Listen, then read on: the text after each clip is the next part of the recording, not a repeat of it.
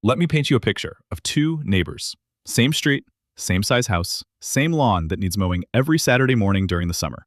Neighbor A wakes up at 7 a.m., fires up the gas mower, spends an hour and a half pushing it back and forth in the heat. Sweat dripping, grass stains on his sneakers.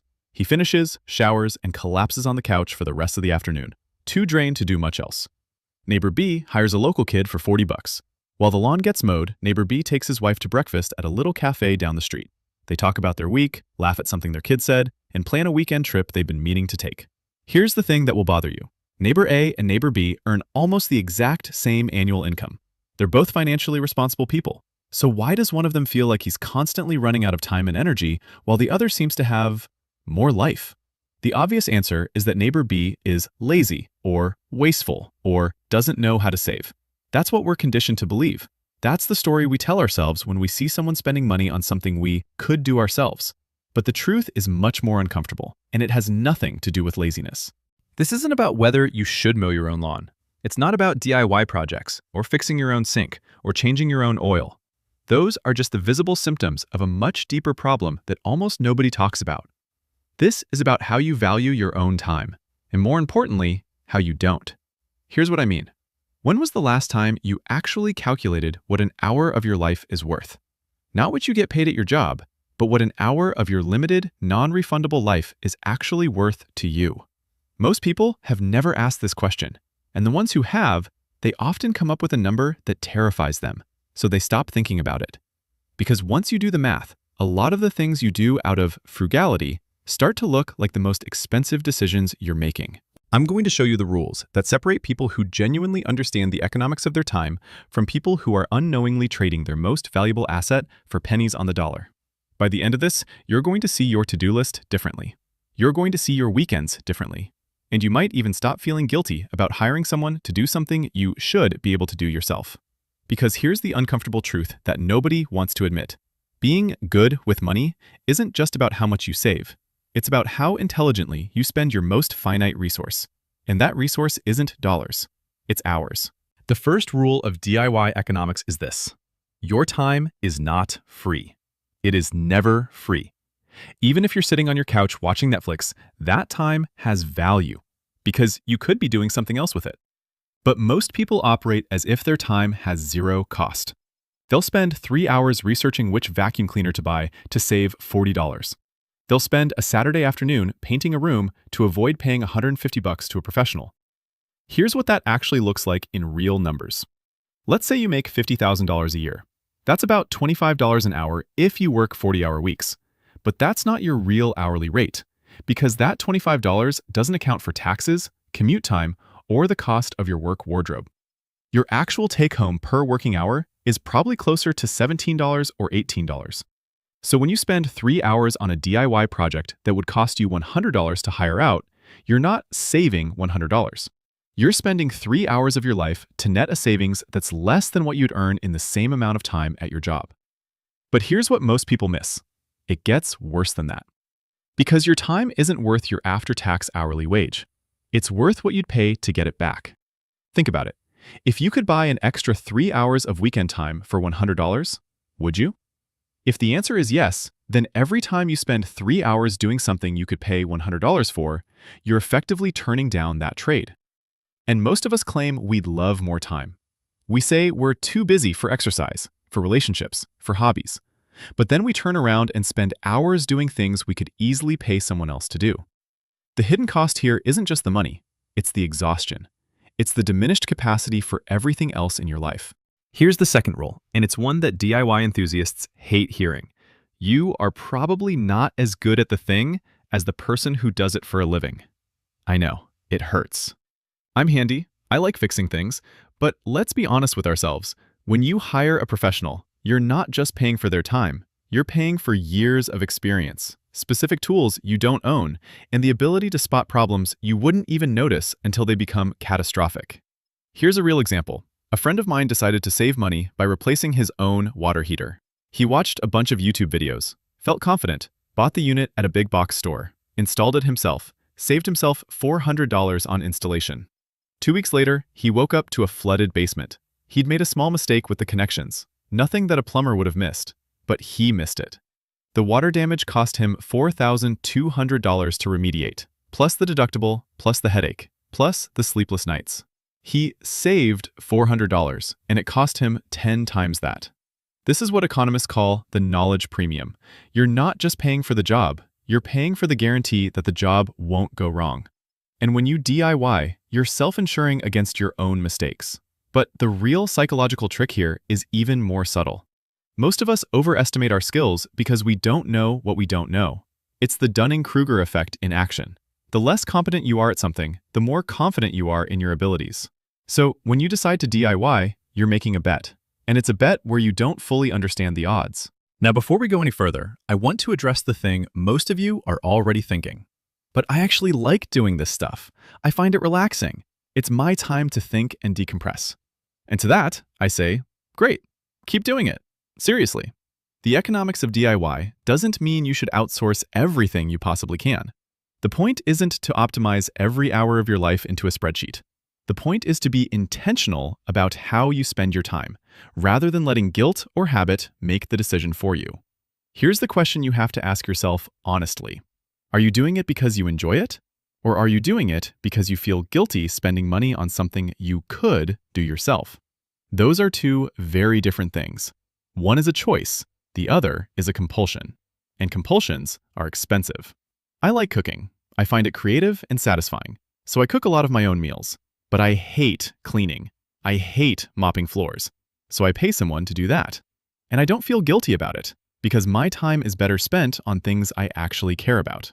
The rule is simple. If you genuinely enjoy the task, keep it. If you're doing it just to save money, run the numbers, because the numbers might tell a different story than you expect. Now we get to the concept that economists have been talking about for decades that almost nobody applies to their daily lives. Opportunity cost. Here's the definition. It's the value of what you give up when you make a choice. When you choose to spend time on one thing, you're choosing not to spend it on everything else you could be doing. And most people think about this too narrowly. They think opportunity cost is just about wages.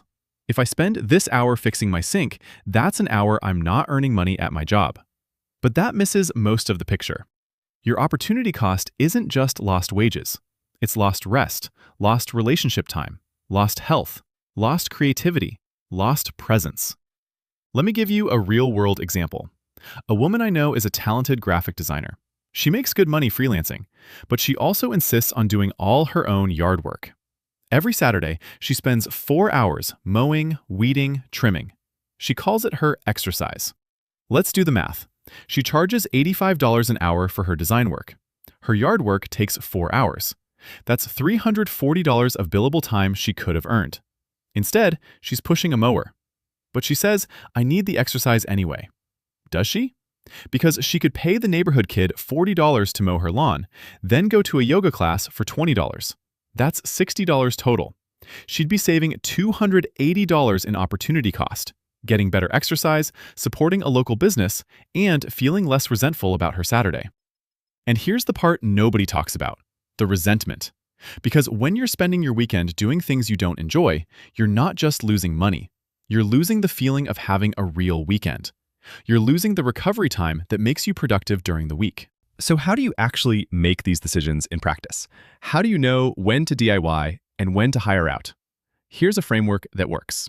Set yourself a threshold, a dollar amount that represents the minimum hourly value of your time.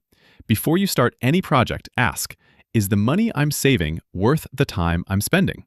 If you make $30 an hour at work, your threshold might be $25. If a task takes 3 hours and saves you $50, that's less than $17 an hour. You're probably better off hiring someone. If a task takes 1 hour and saves you $100, that's a great deal. Do it yourself. But here's the important part. Your threshold isn't just about your job. What's an hour of your weekend worth? What's an hour of sleep worth? What's an hour of playing with your kids worth? What's an hour of genuine peace and quiet worth? Those things don't have neat dollar values, but they have real value. And when you factor them in honestly, your threshold usually goes up. The test is this. If the hourly savings are less than what you'd pay to have that time back, you're losing the trade, even if you're saving money on paper. Here's one more thing that most people miss.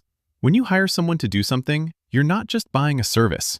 You're buying the freedom to do something else. And that something else might be the thing that actually moves the needle in your life.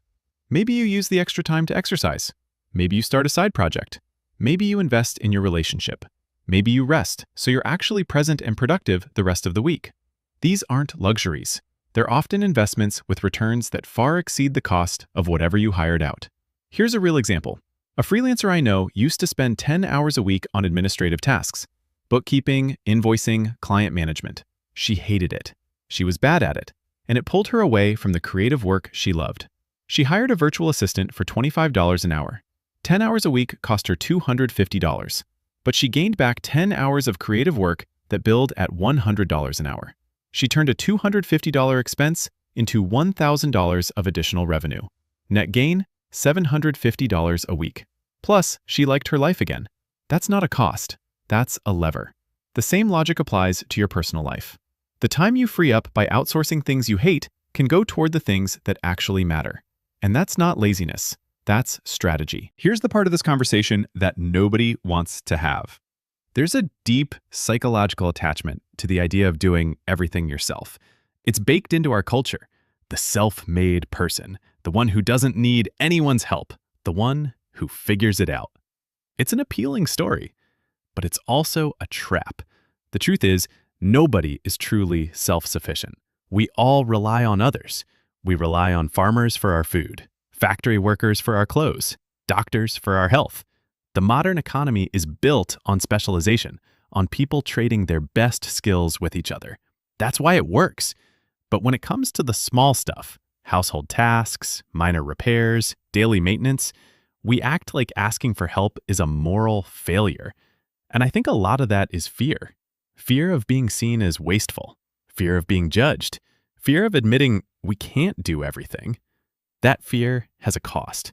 It keeps us in a cycle of doing things we don't want to do to prove something that nobody is actually asking us to prove. The shift that changes things is simple. Stop asking, "Can I do this?" and start asking, "Should I do this?" Can I is about ability. Should I is about wisdom. And wisdom means being honest about what your time is actually worth, not to your employer, but to you. Remember our two neighbors from the beginning? Same street, same lawn, same income, but two completely different experiences of life. Neighbor A spends every Saturday morning sweating and resenting. He feels like he's doing the responsible thing. He feels like he's being smart with money, but he's tired, he's stressed, and he can't quite figure out why he never has enough time. Neighbor B spends that same time at breakfast with his wife. He pays a kid to do the work. He's building a relationship. He's enjoying his weekend, and he shows up Monday morning more rested and more present. The difference isn't about money. It's about the ability to see time for what it really is, the most expensive thing you own. Here's what I want you to take away from this. The economics of DIY isn't about being lazy. It's about being honest. Honest about what your time is worth. Honest about what you actually enjoy doing. Honest about the hidden costs of reflexive frugality. And honest about the fact that you can't do everything, and you shouldn't try. The next time you're about to spend 2 hours on something you hate just to save a few dollars, ask yourself, what am I actually paying here? Because the price of doing it yourself isn't just the money you're saving. It's the time you're losing. It's the energy you're draining. It's the life you're not living. And that's a price that's too high to pay.